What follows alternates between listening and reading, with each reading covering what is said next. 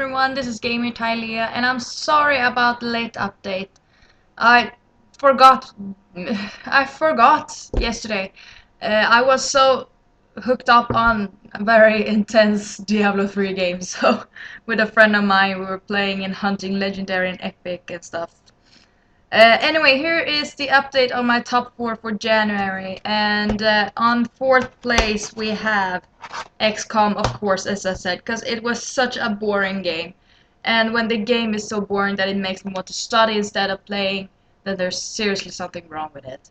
So that's why this game is going to be on the 4th place.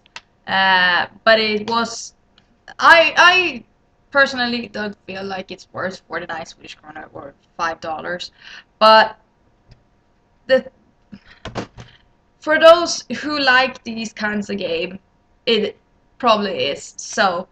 But I wouldn't pay $50 for it. I'd probably give it away if I can't sell it. So on 3rd place we have Alone in the Dark. Even though this game was too creepy for me to actually finish it, um, it's still better than XCOM. So that's why this game is on 3rd place, and it's definitely worth 30 Swedish kronor, worth $3.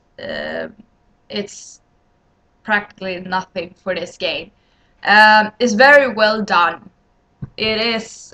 It reminds me a lot of Resident Evil when I play it. So I give it. At least I give it a props for that. So it's totally worth it for those who like scary games. And I usually don't have problem with scary games, but for some reason this time I did. On 3rd place we have Killer's Dead. I never did an update about this game last week. I know, I'm very sorry. But this game is actually very fun. It's very short, only 12 episodes, and there's like side quests and stuff. But you go on like maps and stuff and choose missions and do stuff and stuff. Stuff and stuff. But 69 Swedish kronor for a used game, it's totally worth it. As a new game, this game costs 99 Swedish dollars, so it's definitely worth it. I don't know if I'm going to keep this. I don't know if I'm going to keep this game. I think I will sell it, but it was fun to play it actually. Um, the I can do a quick update about this game. You're playing as this guy, Mondo, and you're like some kind of hitman-ish that works for the government or something. And you have this like giant robotic arm that shoots or eats blood, and you have to have a certain amount of blood to use it. And you need to collect it from enemies. And it's, I think it's kind of all over the place, but it's so interesting, and I love the katana. I'm a sucker for swords, so this game is really, I recommend it actually. So I really love the game, but I don't think I would keep this. And on the last place is Infinite Undiscovery. I know I never finished this game because I screwed up huge. Um, but I still love this game, and I'm going to keep it. I'm going to keep playing it for a long time. For 9 Swedish kronor, I would actually be happy to play it, to pay more for it, because it's so freaking awesome. Uh, I'm so excited now. So if you like, I haven't played Final Fantasy, so I'm not going to say it's like that. But the characteristics, how the characters are made, that is Final Fantasy. It's very anime-ish. Um, and there's some stuff I got stuck, and then I did those two huge mistakes that I can't repair, and I had to redo the game. But still, it is my favorite of all these 4 games. Um, I think it probably is because of the environment, the graphics, the scenery. It's so fable-ish. So And it's so typical Fable, actually.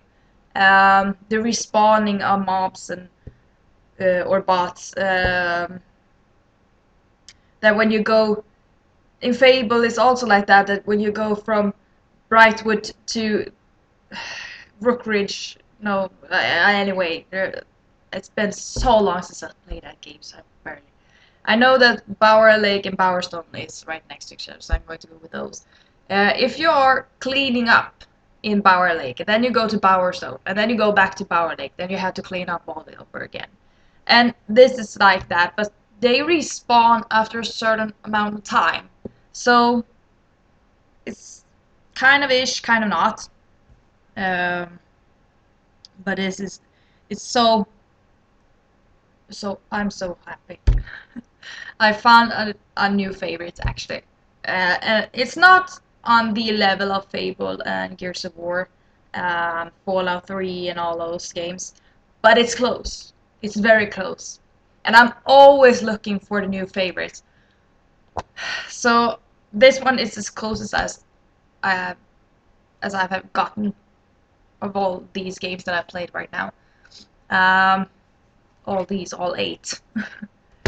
But that's my top 4 for this January month. And on February, this month is coming, I decided to not do a top 3 that, as I said it was going to be.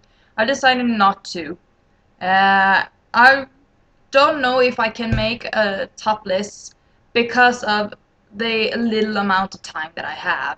Since I'm going to write the last paper for this school semester, and I've had to spend almost 400 hours on this paper, and I had 10 weeks to finally write it. It's just a pre-job, but I am going to try.